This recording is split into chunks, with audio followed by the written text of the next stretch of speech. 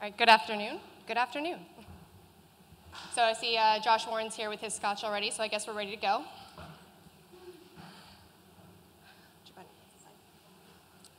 Working on it. There we go. There we go.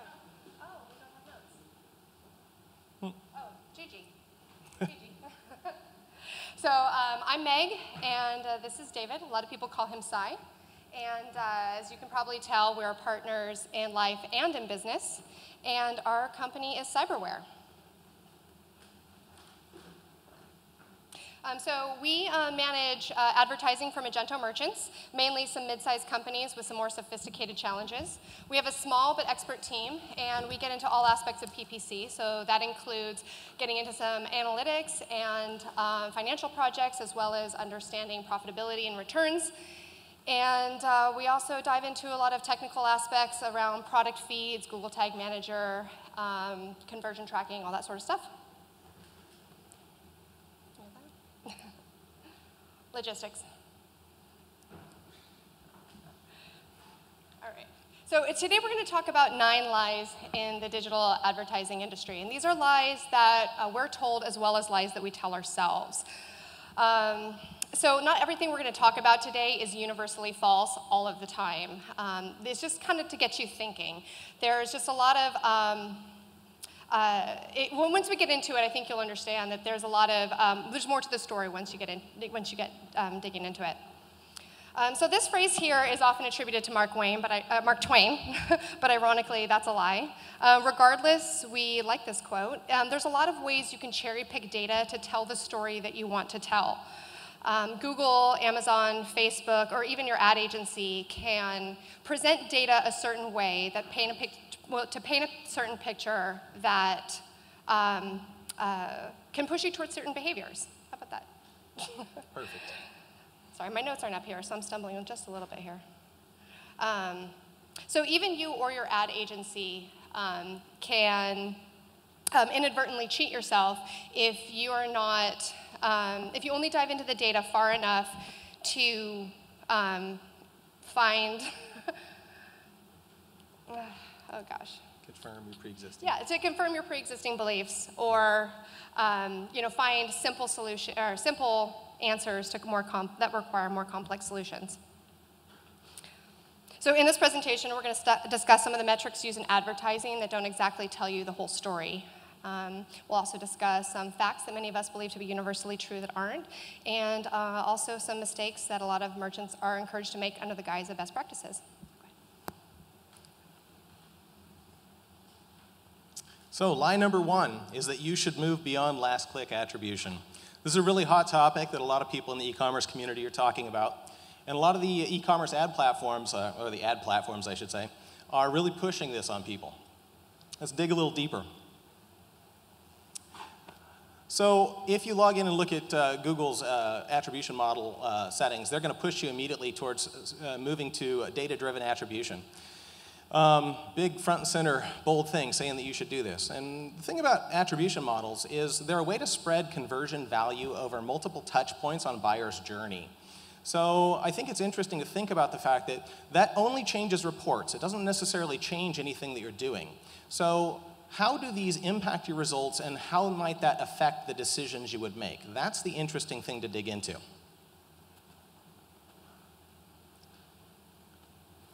There we go. So last-click attribution models are pretty straightforward and simple. Just about everybody understands them. Last-click attribution just means that the last ad that was clicked on before somebody made a purchase on your site is going to get all the credit for that sale. That's straightforward, that's simple. So obviously, if you had multiple ad interactions before that point, those get no credit, and maybe they did actually help the buyer journey along. So it seems like there's a problem here. So maybe there's some pros and cons. This is easier to understand, but maybe there's issues. So multi-touch attribution models just do a better job, or a different job, of allocating that credit across multiple touch points over time. Now, the thing that's interesting about this is it seems on the surface that it's a better option, but we don't necessarily know behind the scenes whether it's actually spreading that value out in a way that enhances your business decisions. So that's something I think we should look into more. There we go. The thing to understand, though, is that every ad platform that deals with these multi-touch attribution models is really only dealing with ad clicks within their own platform, and they don't really account for things that aren't ad clicks. So in the case of, say, Google Ads, if somebody clicked on multiple ads in their buyer journey, but they also did an organic search and clicked on organic results, they made a phone call and talked to a salesperson, they came into a store to see a product, none of that is counted in these attribution models. So these are an example of something that increases our belief that we're getting more precise answers while at the same time excluding all sorts of information that's completely important to understanding that buyer journey. So do these improve our metrics or do they not? The thing is that we really just don't know. They just change our metrics. And because of this, sometimes it might be better to stick with last click attribution because at least we understand what's going on and what it's measuring. 7, 8. There we go. Okay, all right. So line number 2, machine learning can make better decisions than humans. So machine learning has come a long way, but it has a long way to go. We see mistakes that it makes in advertising all of the time. So one of the most common mistakes it makes... Working on it. Working on it.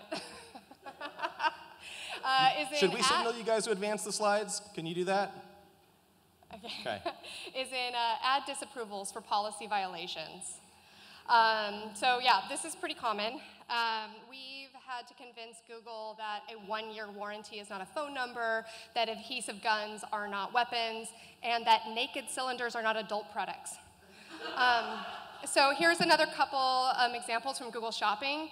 I know it might be a little bit hard to see, but the top 2 products here were disapproved for being dangerous products in the category of guns and parts, and the bottom 2 here for being pharmaceuticals. So yeah, explain that one to me. But this is typical. This is typical. Go ahead. So actually, responsive search ads and ad suggestions are another couple ways where machine learning kind of falls flat. So computers don't have all the common sense that humans have. So they have to try out a lot of combinations. And they're going to make a lot of mistakes before they figure out what works. So take a look at this ad suggestion here. Notice that it's not wrong, it's just sort of odd, you know? Leaf blowers are powered by electric or gasoline motors. Okay, so what, right? You know? So computers can come up with a grammatically correct sentence, and that sentence might even accurately describe the product. But text like this, it doesn't sell the product, right? It doesn't speak to features or benefits or unique selling points. Machine learning algorithms are not sophisticated enough to know what a leaf blower is, what alternatives exist, who might want to buy a leaf blower, and why they should buy it from one company over another. So now by default, ad suggestions show up in Google Ads in your recommendations tab, but within 14 days, they are automatically applied to your account. So this can be problematic for a lot of merchants, especially those in highly regulated industries. So we strongly suggest you go into Google Ads, check your settings, and don't let Google apply these suggestions without your permission.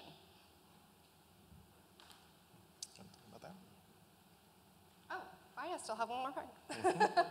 All right, so I guess these are just a couple of examples here. I guess the takeaway is that machine learning is just not good enough for us to hand over complete control, right? So we like to think of it as a tool that can help us achieve better performance, but there really is no substitute for human understanding, at least not yet. Line number 3, automated bidding gets better results. It really depends on what you think the results are that you want to achieve. So if you think about it, there's a hierarchy of value that you can achieve through these automated bidding systems. Some of them are going to optimize for more impressions, but clicks are probably worth more than impressions. Conversions are probably worth more than clicks, right? Conversion value, that's even more valuable, right? Some products are worth more than others. Some sales bring in a lot more dollars. But understanding conversion value after spend is even more important than that. The ultimate bottom line, though, the bottom line is profit. We're trying to achieve profitable growth for our businesses. And the sad truth is that none of the current generation of automated bidding algorithms solves this problem. None of them can achieve profitable growth for your business. So, as an example of this, Target CPA is used widely by a lot of e-commerce merchants. Target CPA lets you say, okay, I'm willing to spend maybe up to $30 for a conversion. So I'm going to set my Target CPA bid at $30, and I'm going to get as many conversions as I can at that rate. That's a good deal, right? Not really. What it really is it's going to try to achieve an average cost per acquisition of $30, and a lot of conversions are going to be attainable at much lower rates. So you're going to get some for $10, some for $20, some for $30.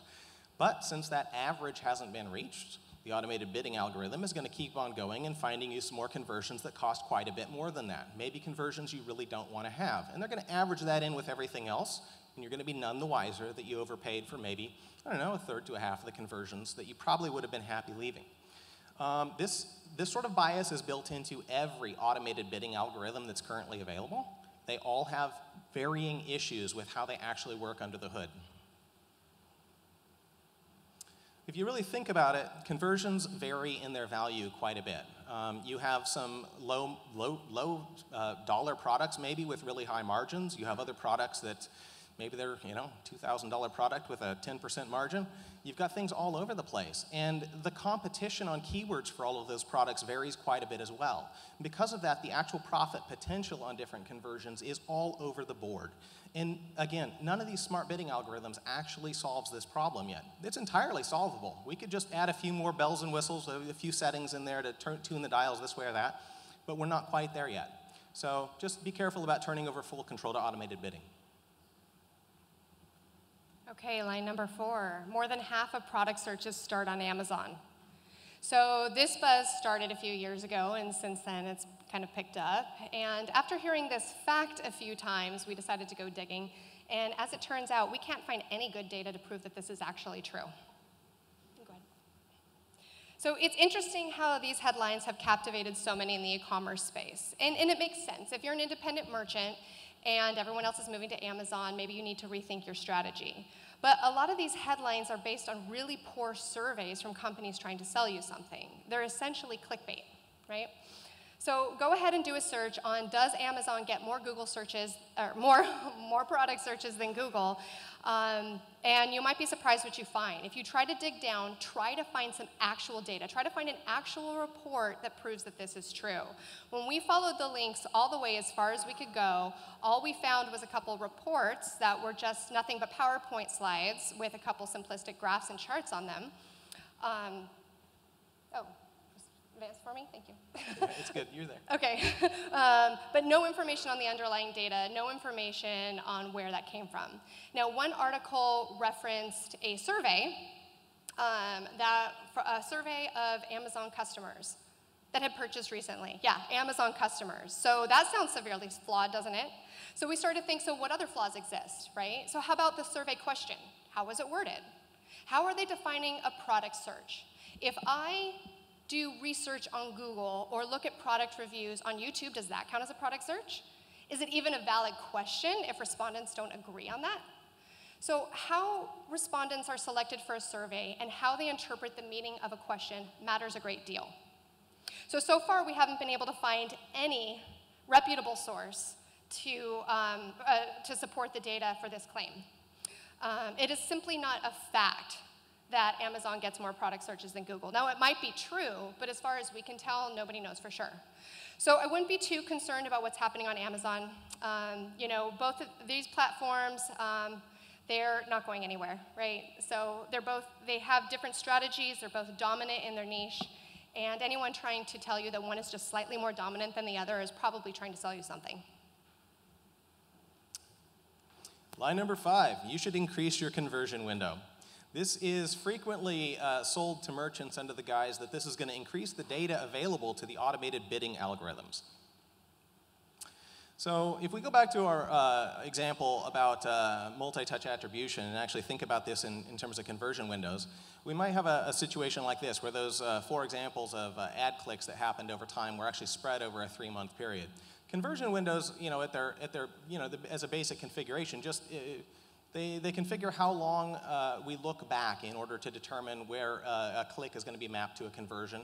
And when we're dealing with multi-touch attribution, they change the settings for how many conversions that value is going to be allocated across. But the plot thickens.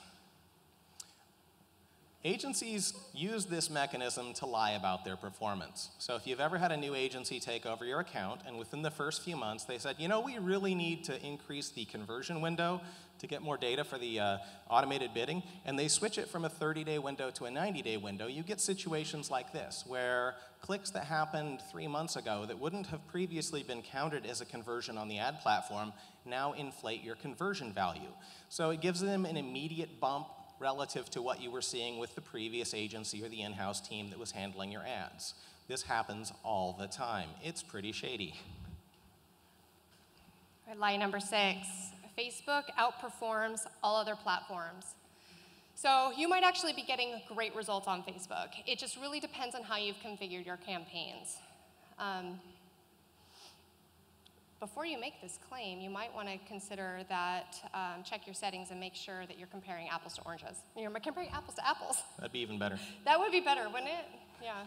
So Facebook has different criteria for counting conversions than other ad platforms, and that dramatically inflates their conversion data. Can we go back? Thank you. For example, in Facebook, by default, an ad impression followed by a purchase within 1 day counts as a conversion. Not a click, an impression. So that means if you're scrolling your screen, an ad displays, you don't click on it, perhaps you don't even see it, and you happen to make a purchase later that day, Facebook will count that as a conversion. So, and maybe that seems acceptable to you given the way Facebook works, and you think that seeing those ads actually contributes to sales, but get this. Have you ever seen a remarketing ad for something your spouse or coworker was shopping for while they were shopping? See that remarketing ads can't precisely target exactly the right person? So anyone in your home or office can be added to a remarketing audience, and it can happen instantly. So this means that at the same time you could be browsing an e-commerce site and shopping, somebody else on Facebook can be seeing an ad associated with your purchase journey. And because that ad was technically viewed before you finished checking out, Facebook will claim credit for that sale. So take a look at your conversion settings in Facebook, and if you want, align it with what you're seeing at other ad platforms. It's really easy to change your attribution window for views so that you're actually only counting people that are clicking on your ads. Once you start comparing apples to apples, maybe then you might want to rethink how much you're willing to spend on Facebook. Lie number 7, conversion value is the same as how much money you made. I think we've already addressed a few issues with conversion windows and attribution modeling and how those assumptions can dramatically change the measured conversion value, but there's more. So a common technique, and this is actually a good thing to do, is to look at something like from this merchant where they get a lot of phone calls in and they take orders over the phone that are driven by the ads. Some people in a complex business might need to talk to a human before they make a purchase. So in this case, they've actually gone through and modeled what's their average order value, what's their conversion rate on phone calls, and looked at some things like their margin, and they're giving a value to those phone calls. Perfectly good technique to do, but these are estimated sales, not actual sales. So don't use conversion value as a metric for success. It's just not that. It's a good tool for maybe giving you some feedback on what you should be doing within the ad platform. It's not a good tool for reporting results and thinking that those are the actual sales you made. These are not sales. Okay, line number 8. Advertising on your brand terms is a waste of money. So this often seems counterintuitive to companies that are getting great organic results. And it makes sense. I mean, why would you want to pay for clicks that you're already getting for free? But you might not be getting as many clicks as you think, and there are 2 issues here. One is your competitors can be advertising on your brand terms purposefully, and they could also be doing it unintentionally. Good. Okay. So now competitors can't use your brand name in any deceptive way, but they can advertise their brand to customers searching for your brand, and they do. Check it out for yourself. If you don't already have an ad group in Google Ads that targets just your company name, create one, run it for about a month, and then check out the auction insights, and you might see something like this. So here we have a company that's advertising on their own brand terms right alongside other companies that are doing the same. This is typical. If you are not advertising on these terms, you are losing clicks to competitors.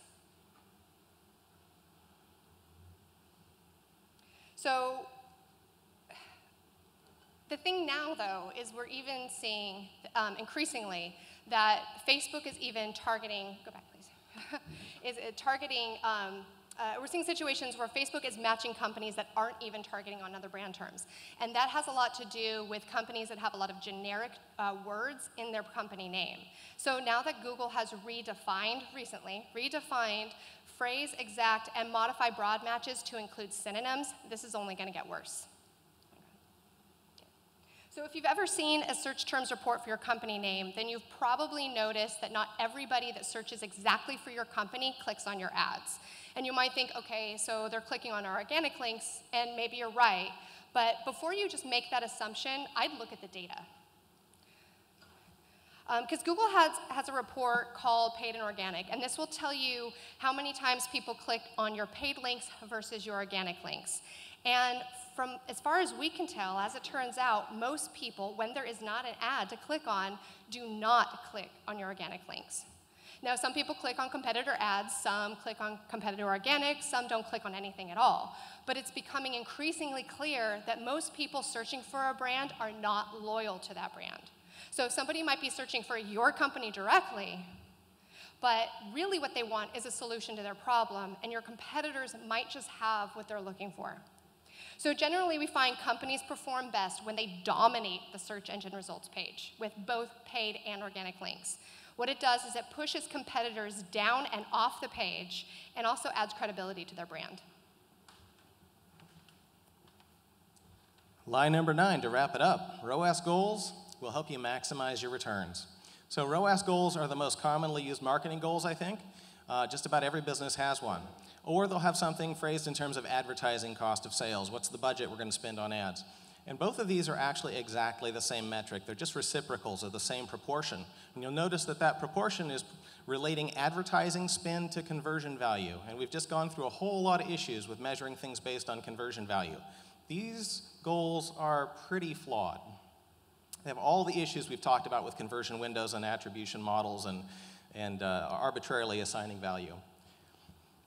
So a lot of people that think in terms of ROAS goals think in terms of trying to increase their ROAS in order to improve profitability, or they try to hold their ROAS at a certain level and increase sales in order to get more profitability. But these are really limited ways of thinking about this. In reality, there are frequently trade-offs between revenue and ROAS that are easier to make. So, for example, you could double your ROAS but sacrifice 10% of your more expensive sales and end up being in a more profitable position. Or you could cut your ROAS in half but double your revenue, and that could also put you in a much more profitable position. When you're thinking in terms of rigid ROAS goals, you neglect all these other opportunities.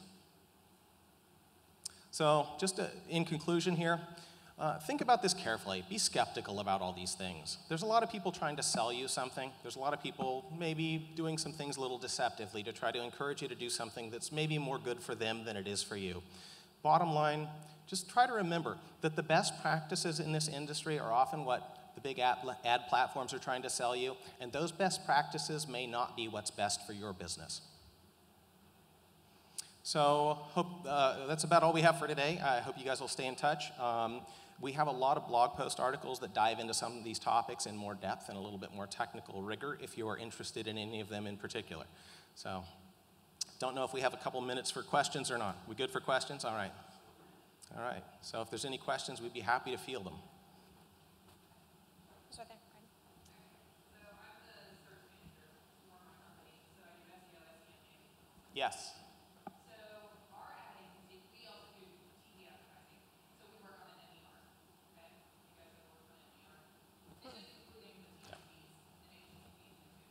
Mm-hmm. So I have a huge problem convincing my CFO to not work on and target. How would you propose we're spending $50,000 a week out of season, $100,000 a week in season, not to get into that kind of stuff? So I think, this is so complicated. I think that a lot of what goes on with people thinking about how they're allocating funds and what their goals are has more to do with internal corporate budgeting processes than it has with trying to actually drive underlying profitability from what you're doing. And oftentimes in a larger corporate structure, you're pushing these goals down to different teams without actually a whole lot of regard for what's going on the financial side of things. I've had a lot of luck talking to CFOs and actually sitting down and rephrasing these things, maybe not in the typical language that advertising people would lay them out in terms of, but instead talking about things in terms of finance and economics, and actually going back to some just simplistic models and saying, well, let's just talk about how we achieve profit in a business. Like, what's the model? How does that model impact this particular situation? Let's go back to basics and actually, rethink the things that we learned when we were freshmen in college and actually look at the numbers. And it's actually pretty interesting if you can boil it down to a more profound level like that I think arguments can oftentimes be won because it makes sense.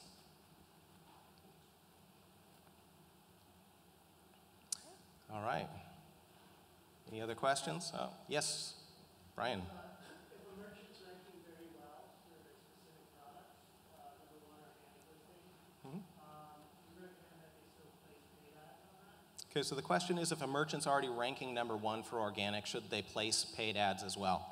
And I'll say in almost every case, yes, because there are competitor ads also showing up on that search engine result page. They might not be showing up for you when you're looking at it, but they might be showing up in different parts of the country, different times, and so on. The other thing going on there is that there are organic listings for other companies on that page as well. And if you can get a few more things at the top of the page, get some search ads up there, get some shopping ads up there, you push some other stuff down, and you really do get more total clicks. There might be a shift from organic to paid. There might be some of that, so you have to balance those things out. How much are we paying for clicks we already would have gotten, but also how many additional clicks did we get and what are they worth? The only way to do that evaluation is to run experiments and try it. So the answer is always, yeah, try it, and then work the math out to figure out what level you should be advertising at. All right, yeah.